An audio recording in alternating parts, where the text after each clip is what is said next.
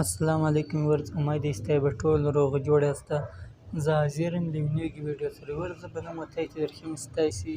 د واتس اپ یو څو سیټینګ به درته درخیم ستاسي څنګه کولای شئ په واتس اپ کې څو سیټینګ وکاسئ دا وتای ست ډیر اسانه جوړ کو دا به ستاسي لپاره ډیر فائدمند وي. دا ډیر ښایسته سیټینګونه دي د واتس اپ او لما سره ملګری شئ په دا ویډیو کې زه به تاسو درخیم ستاسي څنګه کولای شئ د واتس اپ سیټینګونه نو درځئ د ویډیو په طرف ستاسي نور ټیم نه درځه کوم. ورس که چیرې تاسو غواړئ چې موږ له یو چا سره یو چا ته میسج ور وکړو یا یو فرند دی هغه ته بلاک کړي او ته غواړې چې زه دغه وګورم دغه کوم میسج راځي دا زه وګورم تا وی بلاک کړی هغه ته دا ور محسوس شي تا بلاک کړی دی نو دا به تاسو څنګه کواسته. دا ډیره اسانه او طریقه ده. تر ټولو مخ به تاسو واتس اپ له ورسره له واتس اپ ما بعد به تاسو کوم څوک چې بلاک کواسته او هغه به تاسو مارک کاستین دا دوه کسان فرض که زه بلاک کوم او دا ما دا مارکس پرو لګي او تر هغه مخه تاسو راسي دا نشان سیل کړي دا د تیر دا بالا دا به پرو واسطه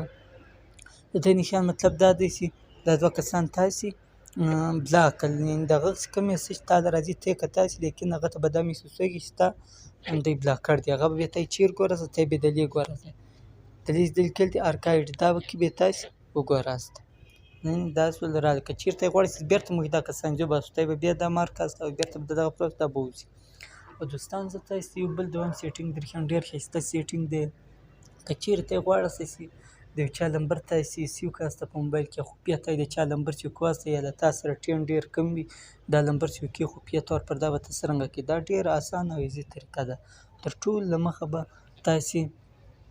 د سیټینګ لپاره دا درې ډاټه په هغه بعد به سیټینګ پرو واسطه سیټینګ سیدا نشان کړل دا به پرو واسطه دل سیوراله است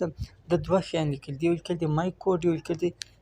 سکین کوډ نو که چیرته خپل نمبر سیو کوم په مای کوډ کې سیو کوي که چیرته د بل غواړي ته په لند ټیم کې سیو کوي هغه به تاسو سکین کوډ لورس ادریډي به دا نمبر په دې کې سیو سي دا به ته پرو واسطه د موبایل د کیمرې په ذریعہ باندې به دا نمبر سیو سي نو دا ډیر اسانه ایزي طریقه ده او په دا باندې بستایسي ډیره فائدہ ملاوي سي.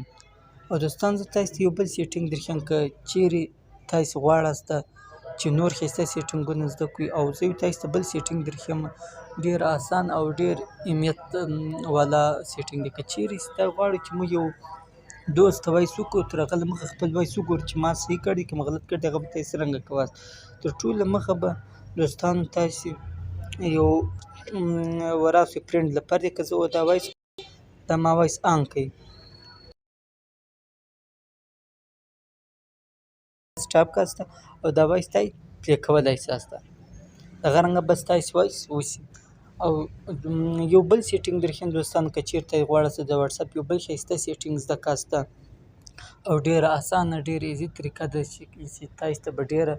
فائدہ ملاوي او ستاسو به د ډیرې فائدې لپاره شي. درځئ دوستانو که چیرې تاسو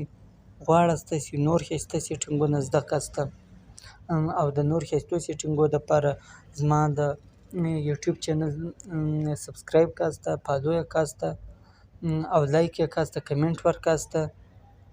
او ان شاء الله تاسو پر وخت ډیر ښایسته ویډیو ملاوي د واتس اپ د سیټینګ ان شاء الله زه په نور